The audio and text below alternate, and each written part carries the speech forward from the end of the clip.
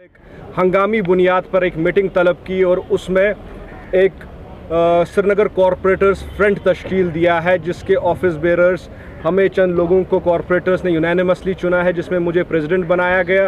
अब्दुल वही डार साहब जो यहाँ पे है नहीं, अभी कुछ मसरूफियात थी उनकी, उनको सीनियर वाइस प्रेसिडेंट बनाया गया। आकिब रिंजू साहब हमारे यंगेस्ट कॉरपोरेटर है, इनको जनरल सेक्रेटरी बनाया गया। लतीफ़ मीर साहब हमारे स्पोक्स पर्सन उसमें है।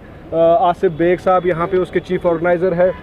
सलीम भट्ट साहब उसके एडिशनल सेक्रेटरी है और नाजिया यूसुफ जी उसकी जॉइंट सेक्रेटरी है, और बाकी जितने भी कॉरपोरेटरान हजरात हैं उसके मेंबर्स हैं। पहले तो ये बात ज़रूरी है कि हमें मजबूरी क्या पड़ी आज ये ग्रुप बनाने की, ये फ्रंट बनाने की मजबूरी क्या पड़ी। आप देख लीजिए कि जो कॉरपोरेशन की फंक्शनिंग है वो टोटल बेहाल है। काउंसिल के सेशंस नहीं बुलाए जा रहे हैं। हमें ये फ्रंट बनाने की ज़रूरत नहीं थी अगर काउंसिल के सेशंस बुलाए जाते।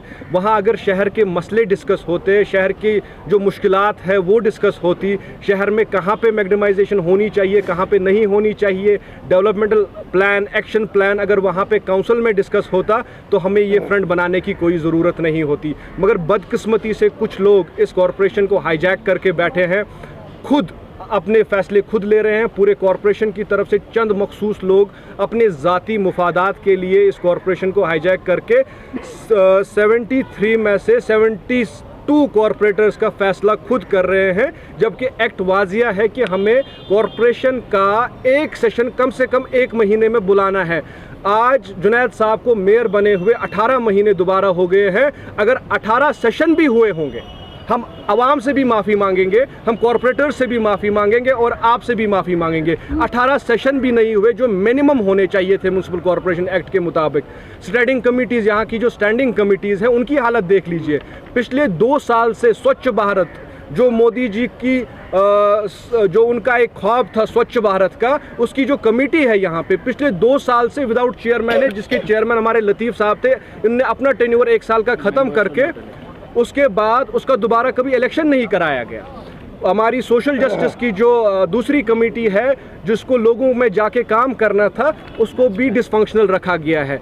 जहां तक यहाँ पे जो गवर्नमेंट ने अमेंडमेंट की और एक एपेक्स एग्जीक्यूटिव कमेटी बॉडी तश्कील दी और उसमें 4 इलेक्टेड मेंबर्स बने, उसकी मीटिंग एक टेन्योर में 1 साल में, अंदाज़ा लगाइए 1 साल में खाली 2 मीटिंगें की गई, और उन 2 मीटिंगों में दूसरी मीटिंग के मिनट्स तक अभी तक मेंबर्स के पास नहीं है। मैं उसका मेंबर, खुद एक मेंबर हूँ।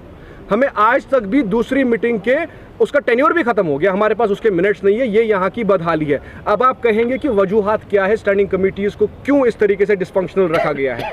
स्वच्छ भारत का देख लीजिए आप। स्वच्छ भारत में आपको जो चेयरमैन था वो IAC देख लेता कि IAC के जो फंड्स हमारे पास है, जो स्वच्छ भारत के हमारे पास फंड्स आ रहे हैं, क्या वो सही तरीके से इस्तेमाल हो रहे हैं। जो CTPT के जो फंड्स है क्या वो सही तरीके से इस्तेमाल हो रहे हैं। वो IHHL के जो फंड्स है क्या वो सही तरीके से इस्तेमाल हो रहे हैं। मगर बदकिस्मती है वो सारा घोटाला है। IHHL पे तो इंक्वायरी भी बैठी है डिविजनल कमिश्नर लेवल की, और जो IEC है, IEC तो सबसे बड़ा घोटाला है श्रीनगर म्युनिसिपल कॉरपोरेशन में। उसमें बाज़ाब्ता एग्जीक्यूटिव कमेटी की कंसर्ट के बगैर, उसमें उसको डाले बगैर, पास किए बगैर उनके करोड़ों की पेमेंट डाली गई यहाँ पे।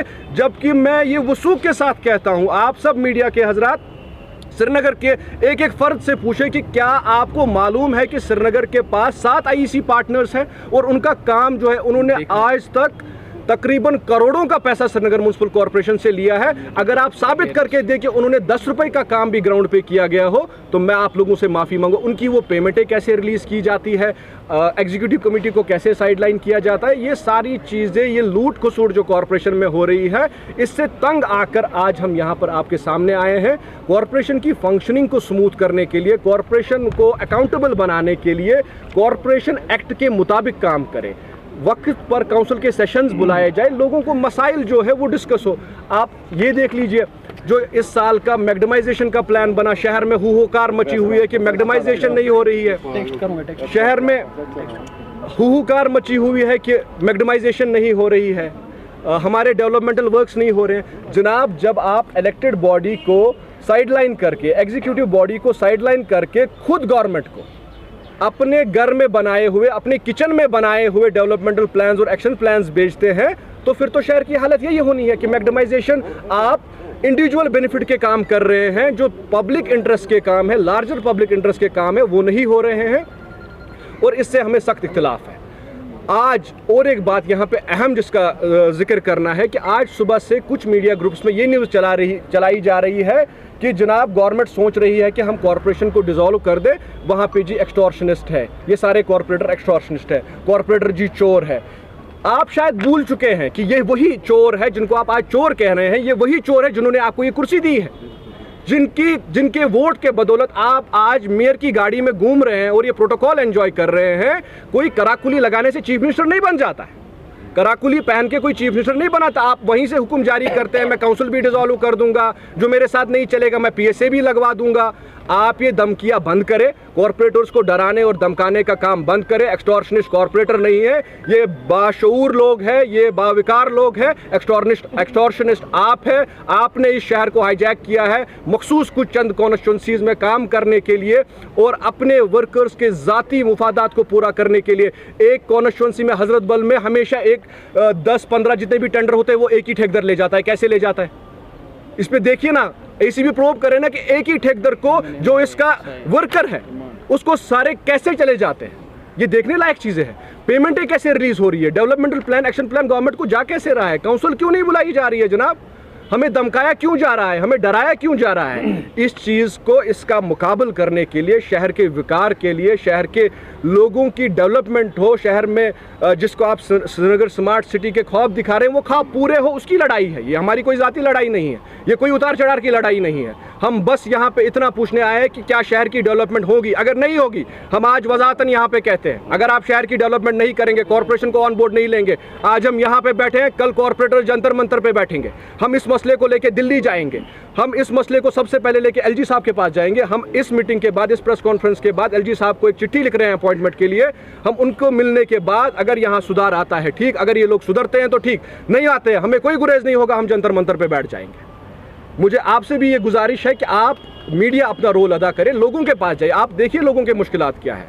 और इंशाल्लाह मुझे पूरी उम्मीद है जो मेरे बाकी कॉरपोरेटर है वो डराने धमकाने से अब इन चीज़ों में नहीं फंसेंगे। शहर के काम हो उसके लिए हमें अपना पूरा ताउन देंगे। बहुत बहुत शुक्रिया। यहाँ